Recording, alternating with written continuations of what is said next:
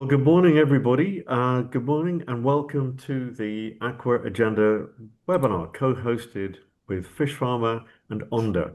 Today, we'll be looking at the pathways and hurdles required to bring a product from the development stage through to its introduction to the market. How can you prove it's safe and effective? If you're in the audience, we can't see you. We're very glad that you're here. If you have a question for the panel at any time, um, towards the foot of your screen, you'll have a button marked Q&A.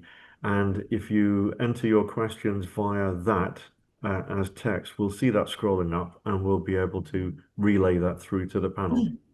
On the panel today, we have Catherine Albert, Director of Quality at Onda, Pawan Agrawal, a retired veterinary vaccine scientist, Nassif Sarawar, Senior Scientist with Onda, and Michael Fontaine, a biotechnology consultant with CNUL. So to begin with, Catherine Albert. Catherine leads Onda's quality assurance program. Catherine, can you tell us a bit more about Onda and your role there? Yeah, thank you, Robert. So we're a contract research organization. We do research and batch release for products related mostly for the aquaculture industry or aquatic species. We have two sites in the province of Prince Edward Island on the east coast of Canada. So there's a lot of collaboration between our sites. I oversee the quality program for our company. So we have GLP recognition, OECD GLP recognition. We have EU GMP certification. We run GCP studies as well. And the majority of the work we do is what I would call unregulated studies or non-pivotal studies in the early, phase or middle of the development of these aquaculture products. That's great. Pawan Agrawal was formerly a regulatory scientist with the CFIA, Canadian Centre for Veterinary Biologics, involved in the assessment and approval of a broad range of new vaccines. Powell, can you tell us something about what your role was there and how you worked with people developing new vaccine solutions? Hello. So I started in 95 as a veterinary vaccine evaluator at Canadian Center for Veterinary Biologics. So it was a very interesting time, 1995. I witnessed how the aquaculture industry evolved. There were a handful of vaccines and they were very crude. And over time, I witnessed how the industry evolved and the vaccine improved, number of vaccines, quality of vaccines, quality of submissions. So I was very lucky to start at that time. And now I'm retired. And whatever I say, these are my personal opinions. I don't represent CCBB. I will be happy to answer any questions people have. Thank you. Nassif Sarawar is a senior scientist with Onda and a leading researcher in aquatic animal health. Nassif, can you tell us some more about your role? Thank you so much, Robert. I guess you can hear me well, right? Yeah, absolutely. Perfect, perfect. Thanks to Catherine. She already introduced Onda, so I'm gonna jump into my role and how I can, help here this webinar. My role as a scientist at Onda, when it comes to regulated studies, is basically work with the clients, understand their need, their country of, target country, market, product, and then based on that formulate a research that follows the regulatory guidelines and then execute the study basically from coming into the coming through the pipeline and going out of the onda is where I play my role. And if I want to elaborate a little bit is I formulate the research, making sure it's scientifically sound and make sure the regulatory guidelines are being followed, and the research that we're going to do will actually generate results that you can use. And at the end of the day, at the end of the research, put forward recommendations that are going to be used by the regulators who will review and make their decisions. So that's in a nutshell my role here at Onda, and I'm very happy to be here today, share some of my experiences here at the webinar. Thank you. And last but not least, as a biotechnology consultant with Knoll, Dr. Michael Fontaine has a deep expertise in bringing animal health products to the market. Michael, can you tell us a little bit more about your company and what you do? Yeah, certainly. So I'm the head of the biologicals product development team at Knoll Animal Health, which is based in the UK, but we have certain entities in various countries around the world. As a company, we basically help our clients bring products to market through the regulatory processes for pharmaceuticals, biological products, and for feed products as well. My particular expertise falls within the biologicals area. I've got about 25 years plus years of experience discovering and developing biological products, have held a number of senior positions in pharmaceutical companies doing just that. And so what we offer as a service is not just the regulatory know-how, it's about helping from the very early stages. So either, doing technical due diligence on behalf of investors or working with academic groups or small early companies to really help them understand the positioning of their product, to understand the regulatory processes that will be required to be met in order for them to register in their target countries, and then basically to hold their hands as they go through that process, working with people like Onda and others as they're developing their safety and efficacy data for their registrations. Thanks, Michael. So if I can throw open a question for the panel as a whole then, if somebody has a product which they're looking to take through this regulatory process, what are the key things that they really need to take account of at the outset? Because I guess when you're developing something, your primary thing is to make sure you've got something that works and could be commercialized. But once you're starting to look at regulators and making sure you get through those processes, what are the initial things that you really need to bear in mind? Who'd like to start on that? I might start with that one and then hand it over to whoever has more to add.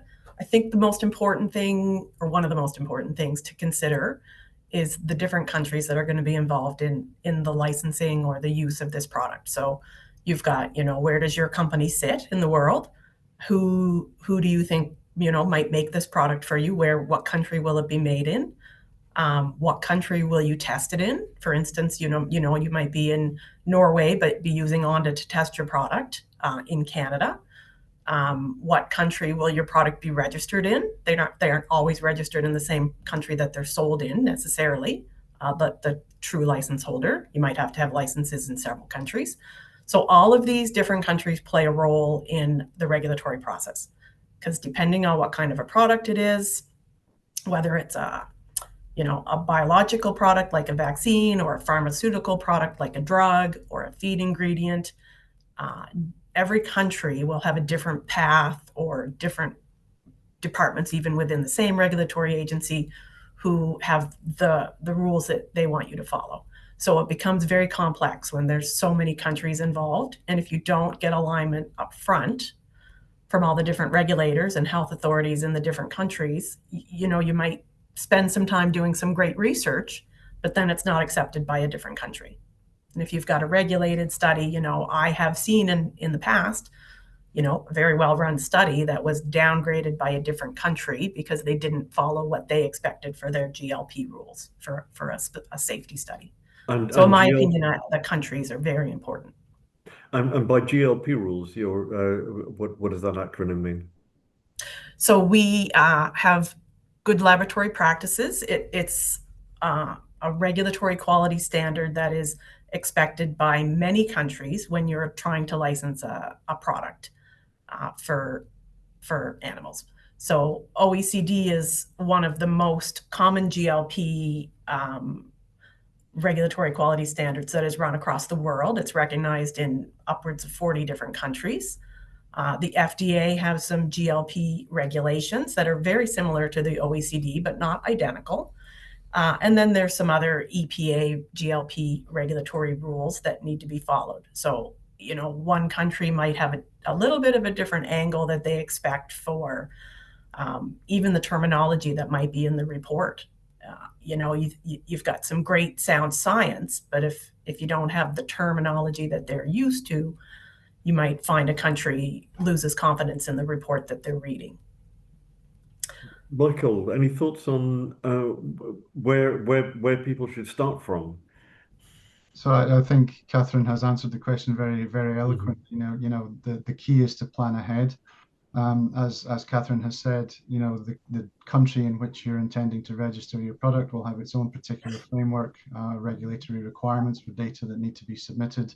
And there's no point just starting on your development journey without having a clue about what that might entail. So really planning ahead, understanding what the regulatory frameworks are for the countries in which you intend to register, so that you can essentially plan the development of your product accordingly to make sure that you meet the minimum data requirements for registration or achieving registration in your target countries. So yeah, it's very much all about planning ahead. If you don't have a plan, you're heading for disaster.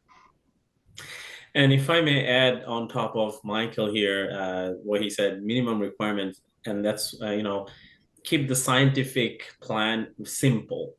More often than not, scientists like to make things complicated, but a complicated science sometimes do not bring the message that regulators need to see. So keep the science simple, focus on the regulation and regulatory requirements, and you should head for a good start. Pawan, you've seen a lot of new developments and products being sort of presented to you or presented to the body you work for. What kind of insight has that given to you about what to do and what not to do? Yes, and I agree with Nasib. Sometimes researchers, they make things very complicated. It has to be very simple. They try to add too many variables, and it is very difficult to get the data you need, and it makes complications. So instead of that, keep it simple. Regulators require one good study. They don't require multiple studies. One well-designed, well-executed study, and that's enough for efficacy, for example. And also think about the market you are intending to sell your product. Sometime for some product, the market is so small and cost of doing a business with regulated product is very high. So you have to be practical and start your discussions with the regulator early on, so that you will have a good idea what they are expecting. And if there are some issues with your product, there are some aspect you won't be able to meet, you explore what are the other options. And sometimes there is some flexibility, not whole lot, but not everything is negotiable. I mean, sometimes companies try to think that they can negotiate everything, and that's not possible. They have to meet the basic requirement for licensing the vaccine. What are the classic things that people get wrong or maybe underestimate the difficulty of then? I think for The me, timeline is... sorry, go ahead, carry Michael. on. No, please, Pawan, on you go. No, you go ahead, please. I was going to say that with smaller companies in particular, they tend to underestimate the complexity of the regulatory process. And as Pawan has just said, it's how you interpret the requirements for a regulatory submission. It always by academics in particular, who are used to writing very technical documents. They always tend to provide way too much information that ultimately is going to dig a big hole for themselves. But also you've got to consider where smaller companies are in terms of their journey. So if they are academic laboratories, or if they've spun out of an academic organization to form a new company, they've been very much focused on the early stages of their technology journey, and it's about developing a product to the point of demonstrating proof of concept. That's the thing that they then take the data to the investors. It gets the investors excited.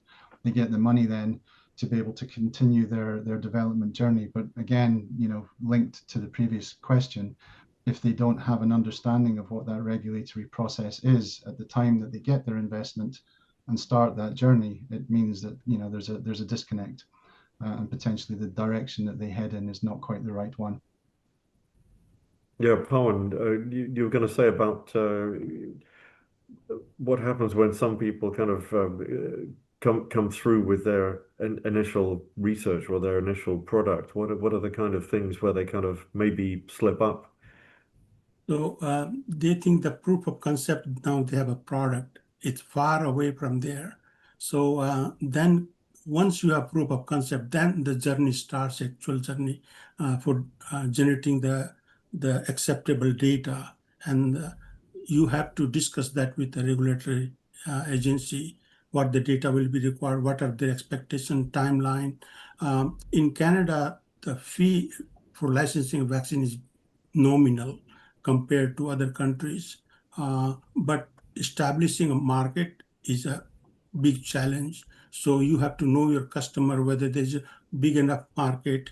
And for Canada, the foreign companies, they have to have their registered entity in Canada. It can be a third party company also, but you have to find an importer who can import and distribute your product in Canada. So there are some complications, but it's easily, depending on your network, it can be handled. Catherine or Nassif, anything to add to that? I think maybe I'll just reiterate a bit what Nassif said. Making their studies too complicated. I heard a quip one time from a webinar that I had attended, and it was, additional data just causes additional burden. So really, just keeping it simple. You've got some countries that want their safety and efficacy study, which are pivotal studies that they're going to expect you have. You want to prove your product is safe, and you want to prove your product works. And sometimes those have to be separate studies. Some health authorities will allow you to run them as the same study, but it's just when you make things too complicated. And I find that people who come from academia and from universities, they're always thinking outside the box, and they have very complex ideas. But being able to narrow that focus, like Pawan just said, to what do we really need? What data do I actually need to license this product in whatever country I'm trying to sell it? Well, thanks. We've got an audience member raising their hands, but unfortunately we can't we can't see you. But if you have a question, then you can use the Q&A button at the foot of the screen, and then we'll see your question. So moving on to another question, we've mentioned the importance of the international element to all this. I mean, certainly, if we're looking at the field of aquaculture, most people will be looking to roll out a product which is applicable in more than one international market. If you've got a product for the salmon industry, you're going to want salmon farmers in Norway, Iceland, Scotland, Canada, and Chile to be buying your product. So what's the best way to go about making sure that your product is internationally ready? What should you do? What should you not do? And the other thing is, should you go for the low-hanging fruit first? Should you go for the fastest regulatory regime with the lowest hurdles, or is it actually more important to get a regime that will be accepted by everywhere, even if it may take you longer to get that acceptance? Any thoughts on that? I'll start with that one as well. There's a mutual acceptance of data across many countries in the world, especially for the safety studies or the GLP portion of your pivotal studies that you have to do to register your product. And they've come together as it's not very common the world comes together, but OECD, GLP, and the FDA alignment with that means that if you run a study in one country, especially in a lab, GLP studies are typically in a laboratory setting, then another country will accept that data. I believe it probably started as an animal welfare concern. Why use more animals than we need to run these studies? So if you have a well-run study and the study design is aligned between the different countries, you will only have to run that study once. You will not be expected to rerun that study in a different country just because that's where you are or where your product is going to be sold. So that's one key takeaway that everybody should understand, that there should be, if you plan properly, an alignment between the various countries to accept that single study. And I agree with Catherine. If you have a plan to market your product in many different countries, it's better to meet the requirement of the country which has the most strict requirements. And that way, you don't have to duplicate studies for other countries, and you will be able to market everywhere. And requirements for environment or this is food producing animal, aquaculture food producing animal, may be different little bit. But if you meet the strict requirement of the country which has the highest standard, then it will be easier to meet other countries' requirement. You may be able to meet the requirement of the country which is they go easy on the product, but it will be difficult to license in other countries. So it will be wastage of resources. So it would be better to actually go for the highest standards first. Highest standards, right? Yeah. Would you agree with that? Sorry, Robert. I was gonna Yeah. quickly add something here. It also depends on the company itself. We have clients that are entirely focused on the origin of the country. Like if the company is from Norway and their new company startup and they only have 2 years plan, that's what their investor has promised them. So they're focused on Norway. They have no plan beyond that 2 years. But we also work with giants in the industry, and they have 10 years elaborate plan. So at the end of the day, it depends on the business question, how you want to proceed. But overall, if you have plans to have your product in as many countries as possible, going for the strictest regulation standard would serve you best.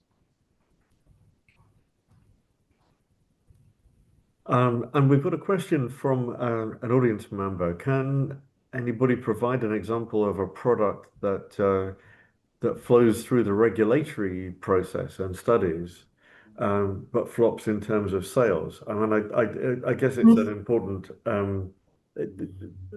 fact. I presume that the fact that something passes the regulatory hurdles and is deemed to be safe and efficacious doesn't necessarily mean that that there's a commercial market for it. Is that a fair point? Yeah, absolutely. The process by which you register a product is very well defined. You follow the rules, you submit your dossier, and as long as you provide sufficient data, then you should get an approval. That doesn't mean that people want to buy it. So you need to understand it's part of this planning ahead concept. It's not just about understanding your regulatory process. You also need to understand what your target market is. What are the limitations that will prevent the adoption of certain technologies within a given marketplace. You need to understand all of these things. There's no point going with a product which can't be administered by the route, for example, that everyone else is administering their products without particular equipment being provided alongside. If you don't have all of that sort of wrapped up into your development plan at the outset, then yeah, for sure you run the real risk of registering a product that ultimately nobody wants. And I guess the other side of that is not just about what the market need for it is, it's also what the expected price point for a product is within that marketplace. And it's all fine and well if you've got a fantastic product which does everything that it says it claims to do, but it's just so expensive to manufacture that the end user just cannot afford to use it. Again, so it's information that you need to have worked out before you start on your development journey. Catherine, I know it's not the prime kind of focus of Onda, but is that the kind of advice that Onda can give to its clients as well as actually carrying out the process? Oh, yes, we have a business development team who is embedded in the industry. They're very knowledgeable on what the markets are, and it's certainly something we can help guide them in that direction of how to figure that out. Yeah. So, in other words, I suppose something could be a fantastic product, but if there's somebody else who's got something out there that just has a cheaper price point, then you may be struggling to get people to use it. Yeah. And then, aquaculture is a little more immature than some of the other agriculture industries, but still, um, countries with, a higher value product like a salmon, they've bought into the whole biotechnology and the vaccines and how to keep their animals healthy and how to, limit the use of pharmaceutical type products. But other countries that have, sort of the warm water species, they are just sort of thinking about those solutions because the product price point is so much lower. It's not worth it for them to put a dose of a product in their animal when it's not going to add any value to the bottom line.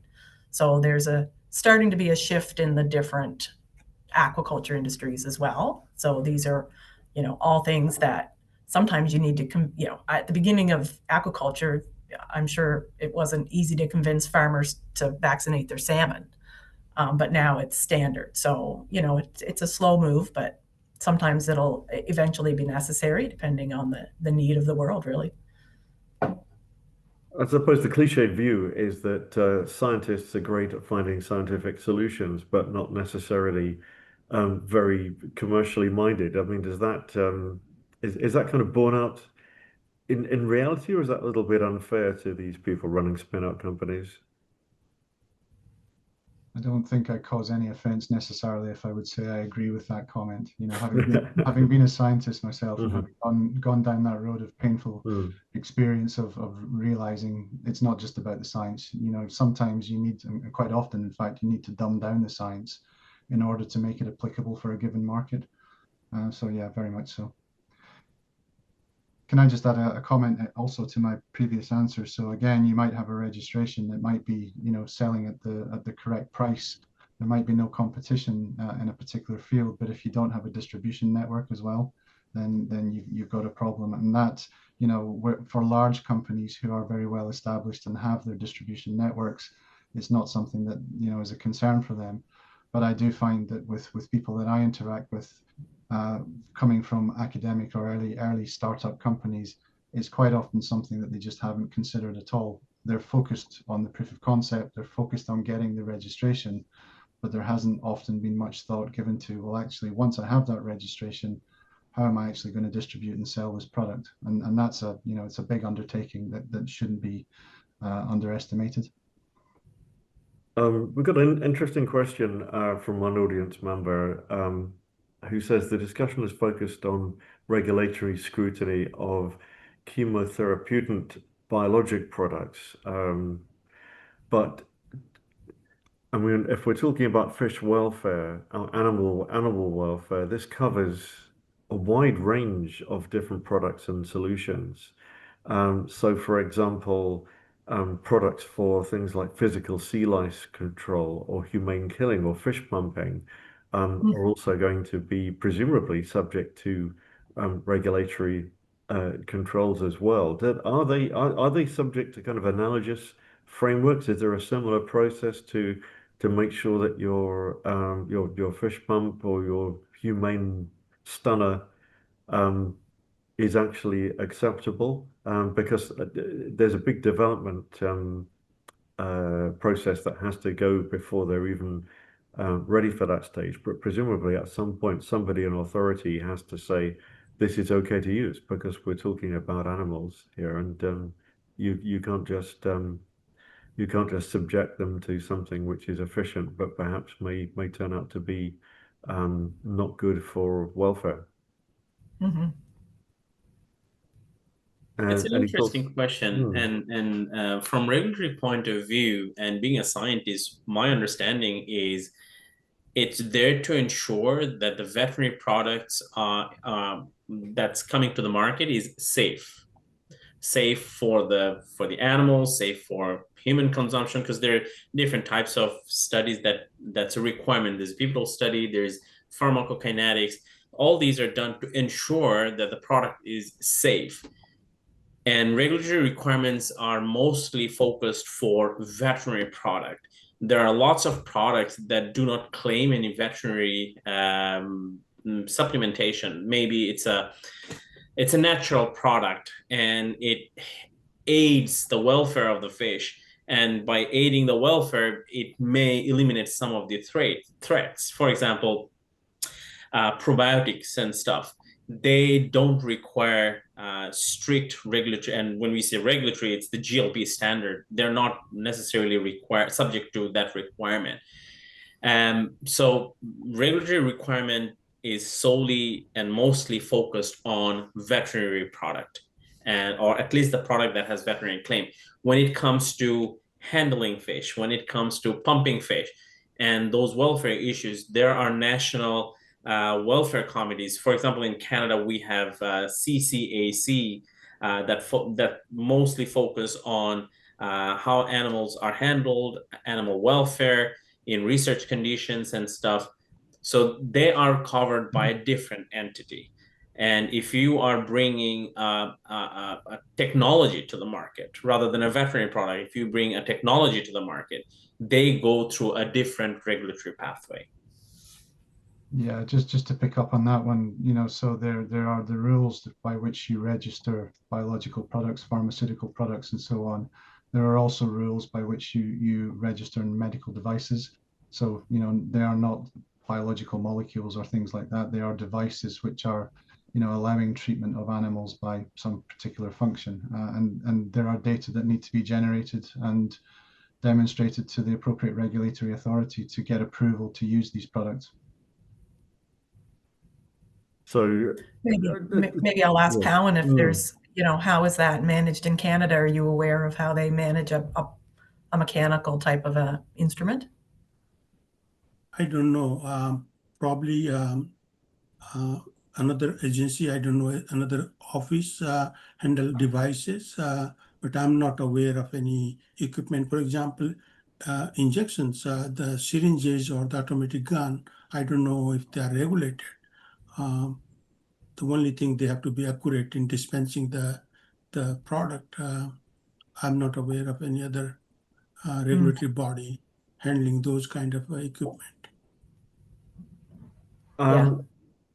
And does it make a difference what kind of market you're looking to launch into? If it's like a big sector with quite a lot of money in it, like salmon, or potentially a smaller sector, you're aiming at a particular kind of farm fish that not many people are farming, or maybe a lot of people are farming, but it tends to be farmed by small family businesses in relatively low-income countries, etc. But I guess you still need to go through that if you're developing it and it's got a veterinary function. Doesn't really matter whether it's salmon or tilapia or arapaima. It's still got to be proved. It's still got to be proven. But does it affect the way you approach it? Does it affect the resources that are available to maybe get something through the regulatory process? Yeah, I think, that's why salmon are the most attractive market for animal health companies, because they're the most valuable of the fish species. And so the price point for the products that are used in salmon tend to be higher. Therefore, your opportunity for profitability is higher.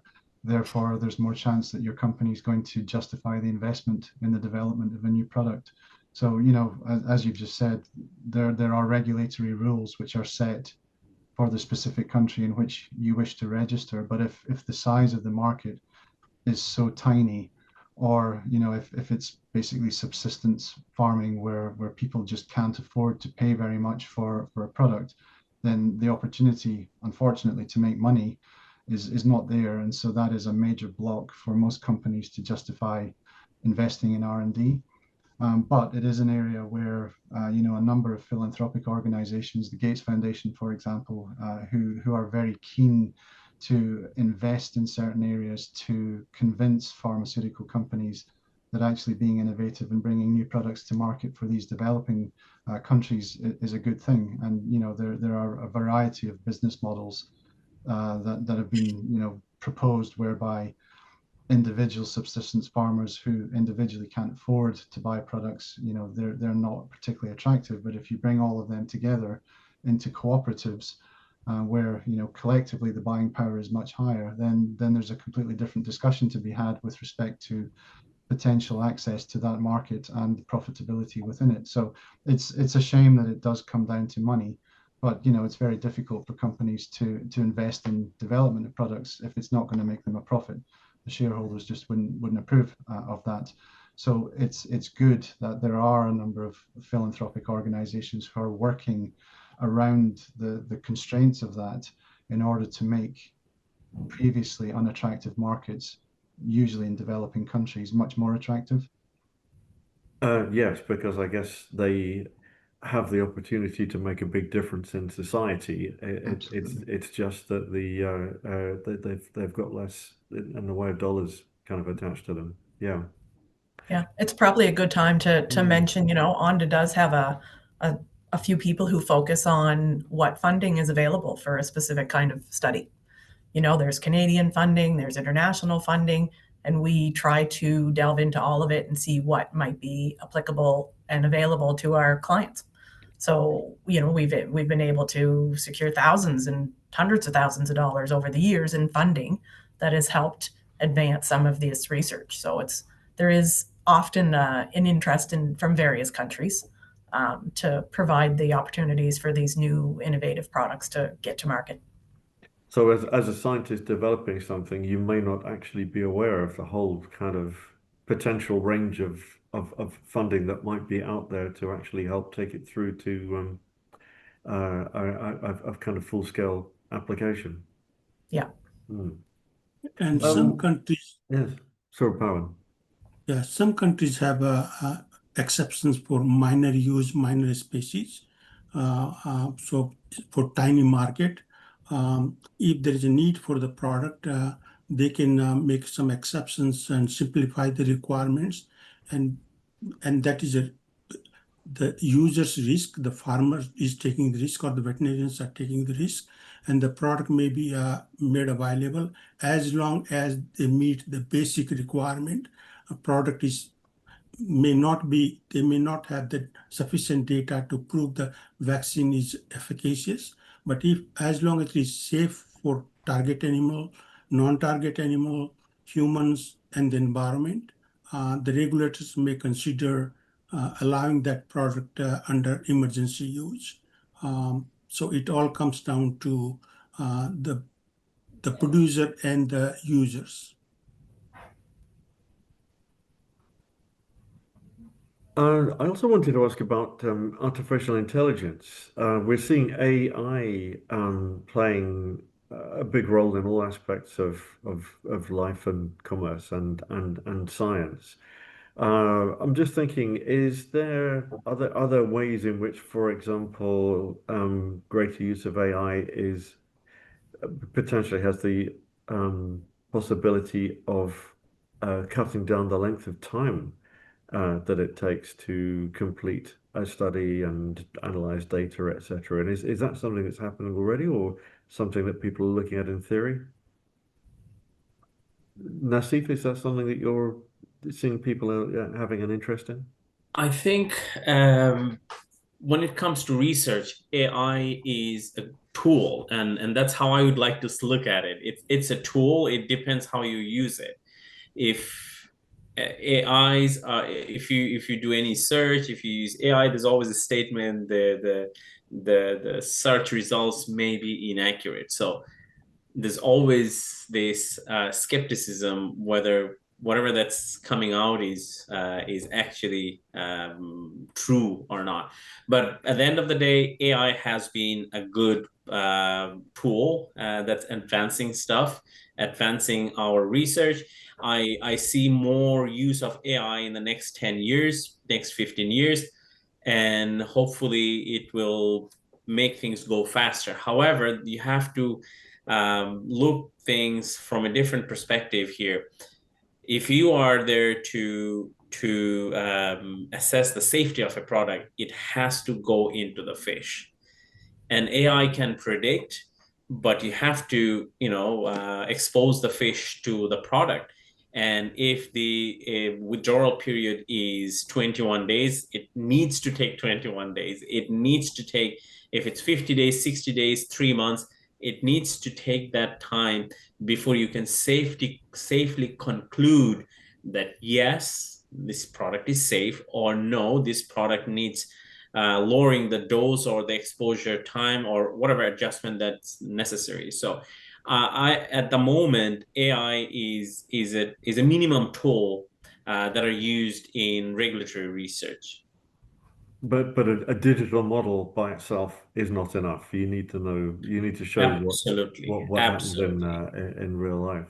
Pawan, absolutely. do you think your colleague, your former colleagues could benefit from using it as a tool, as just as something to help kind of manage data, perhaps? Not yet. I don't think Mm, they have even considered right now, but in the future, there may be some potential, but mm, not at this time. mm. In terms of reviewing the data and making conclusion, that may be possible in the future, but it's too early to say anything about the use of AI in regulation of any vaccines. If I can just add to that, so Pawan has the luxury of being retired. I'm very Mhm. much requiring a gainful employment. And so we at CNOL have spent time discussing the impact that AI potentially has to the role that we perform. And there's no doubt that in its current iteration, AI can only interpret or gather information that's publicly available. And when it comes to regulatory processes, so much of it is not written. It's about the subtleties and the things that aren't specified, but that, the experts know. That information is just not available. And I've seen evidence of a number of AI development plans or regulatory plans, which are complete nonsense from start to finish. And really, it's not about highlighting the potential use of AI in the regulatory arena, but it's actually about highlighting the risk of using AI in Mm. its current form. Because if you are short for money, there is a desire to access information as cheaply and as quickly and easily as possible. AI is not going to give you what you need, because unless you are qualified to be able to interpret the plan that the AI engine gives you, you are asking for trouble for sure. Yeah, so there's deep insights that essentially you need a human scientist to At this be able point, to yep, access. definitely. Mm. And companies like ours, we have to be careful what information we put into AI. We have Mm. clients and with highly confidential projects, and we can't put their data into AI. So we can't. There's a lot of things we can't feed into the system, which would be the case for most companies. So as Michael said, it's all the publicly available data. So we're not really adding to that data at this point, and I'm not sure how that can change in the future to keep our clients' information confidential. No, I understand that. We've talked about the coordination internationally, and the fact that it's something that regulators are working together. Is it getting easier to launch a product internationally, or is it getting harder? Are you finding there's divergences going on now, or are we on a course to um, perhaps greater harm? It must be one of the few areas in the world where there is where there is greater harm, because there seems to be greater discord in most other fields. Is the situation improving if you're looking to do this internationally? So I would say yes, generally. So, where you striate aquaculture into different target animal species, traditionally salmon have been farmed in a geographic area which is following an aligned regulatory pathway. Where you're talking about warm water species tends to be Asia, and related areas where the regulatory frameworks traditionally have not been as robust, and Africa as well. But so there is general recognition across the EU, which includes Norway, where salmon are farmed.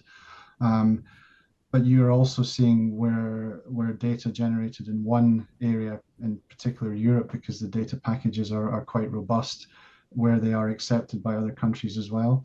And also, for example, within Africa, you see that even though you've got individual African countries, each which historically have had their own individual regulatory procedures or requirements, they're now beginning to align in terms of mutual recognition of one country's regulatory appraisal to be used in other countries as well.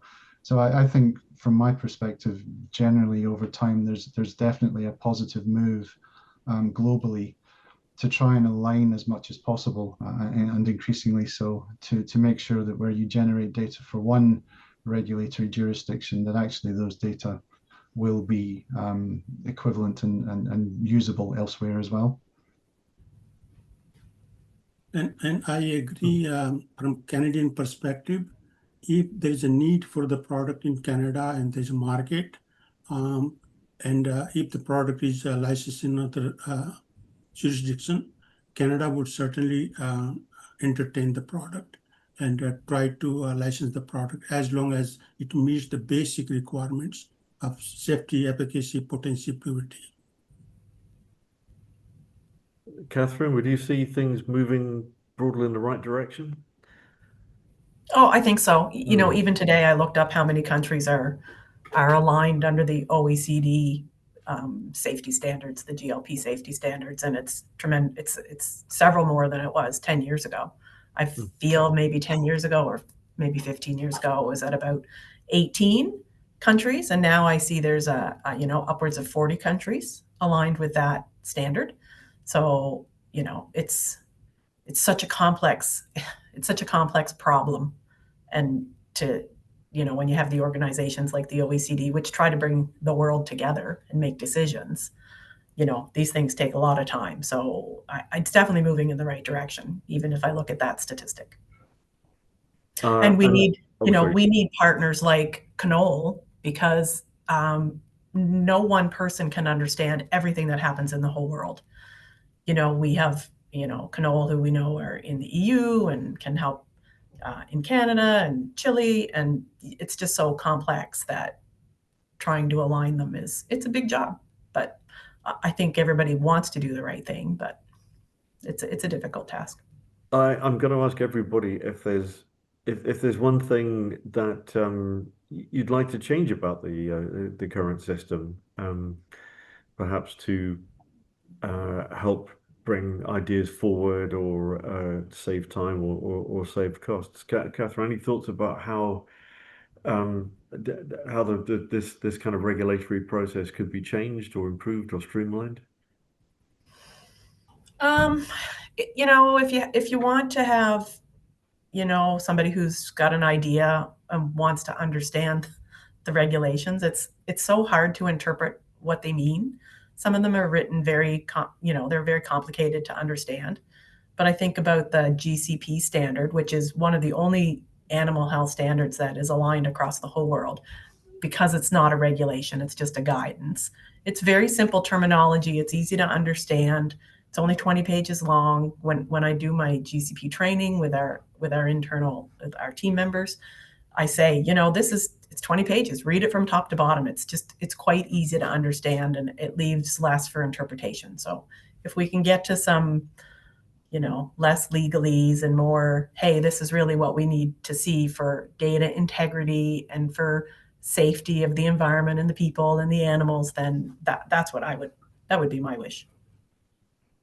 Michael, any thoughts on what you'd change if you could? Yeah, I think an area that we haven't really touched on in the discussion so far is the aspect of manufacturing or manufacturing method development, which is a major part of the regulatory data that need to be submitted in support of a registration. And you know, you don't have a successful animal study if you haven't got the product made in the right way in the first place.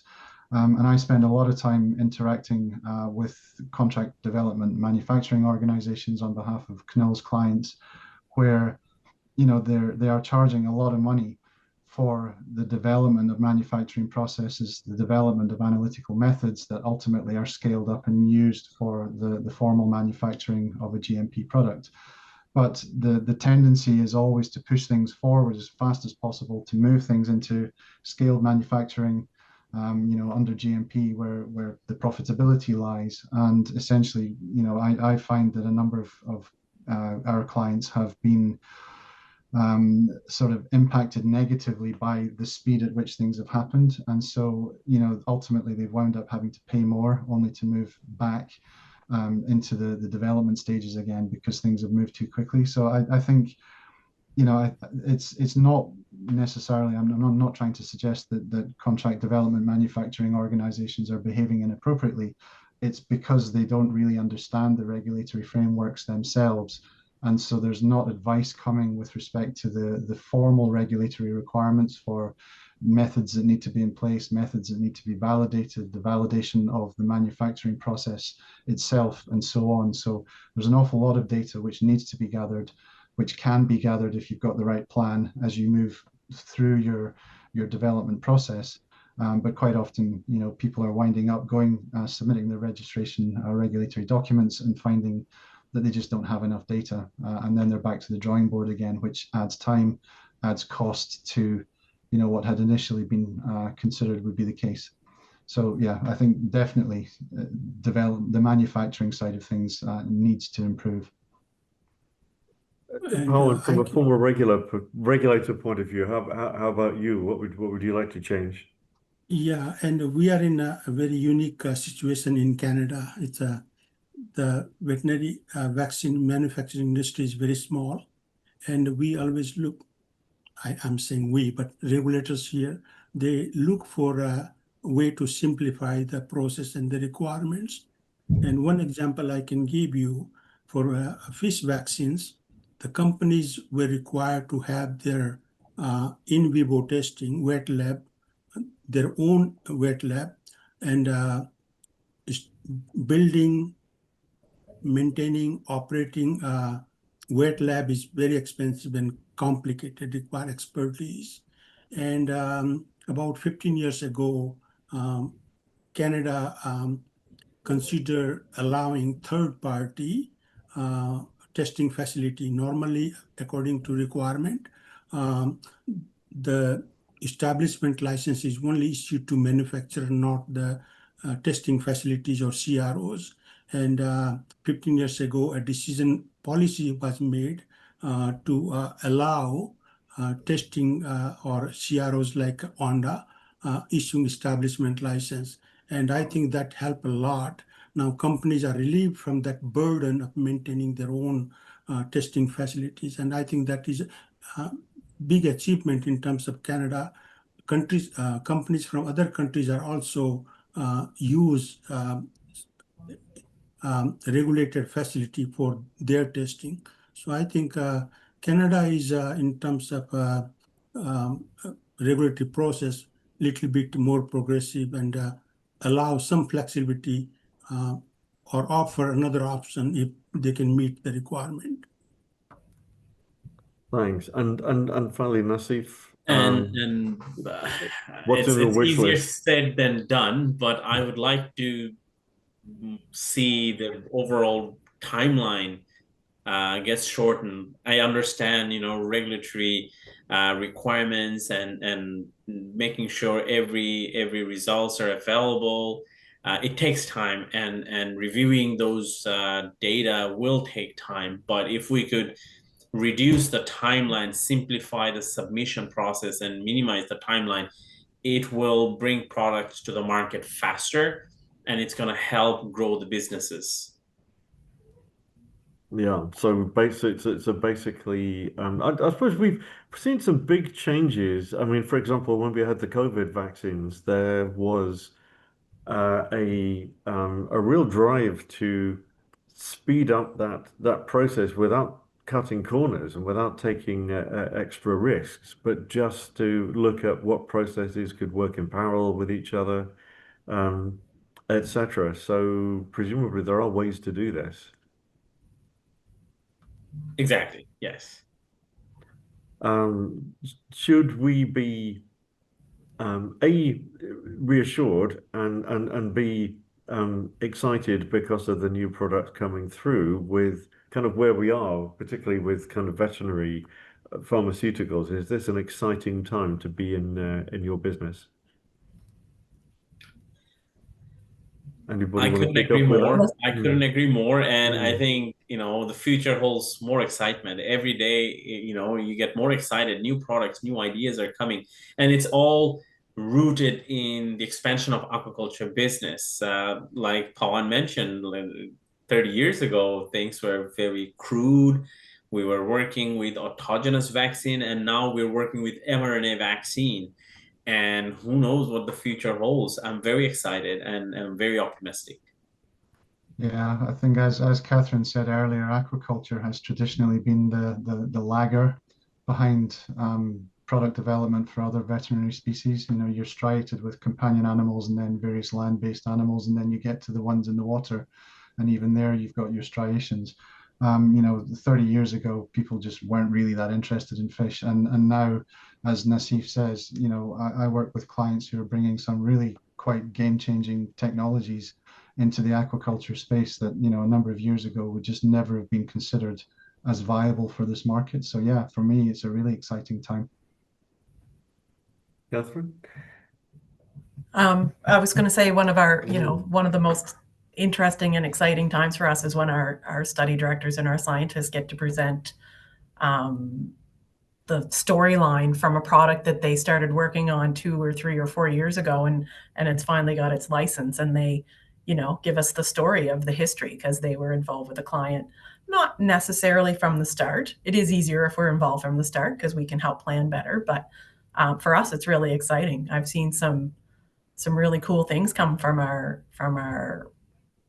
health team and our nutrition team, and I get really excited about it. And I don't know, maybe they think I'm a little odd to be so excited about these things, but I don't work with them every day. I don't really see them all the time like they do. So there's some pretty cool stuff that comes through, such innovation and such great ideas. And I admire the people who come up with these ideas, to be honest.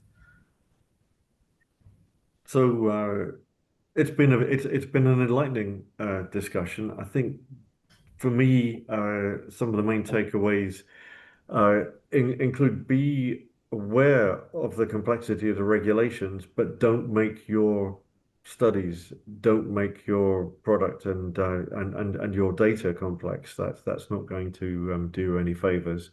You won't get extra bonus points for producing a longer paper. You need something that the regulators are going to be happy with. Be aware of the international dimension, and I guess don't be tempted to necessarily go for the low-hanging fruit first, because you want somewhere that's going to open doors wherever you're ultimately going to want to go. And I guess one of the other things for the scientists is, yes, you've got to get the science right, but you've got to realize that you're rolling your product out into a commercial market, and you need to understand the commercial realities. It's been a great discussion. Thanks to all of our panel, Catherine, Albert, Nassif Sarawar, Dr. Michael Fontaine, and Pawan Agrawal. And thanks to the audience for staying with us through this, and I hope you found it interesting as well. You can see a recording of this if you've missed the beginning of it, which will be at some point over the next few days, turning up on the Fish Farmer magazine website. And there's a summary of the discussion, which we'll be publishing in the November issue, coming out in early to mid-November of Fish Farmer magazine. And thanks, of course, to Onda, our panel partner. That's us for today. So wherever you're watching in the world, enjoy the rest of your day. Thanks. Thank you, Thanks for Robert. joining. Thank you very Thank you. much.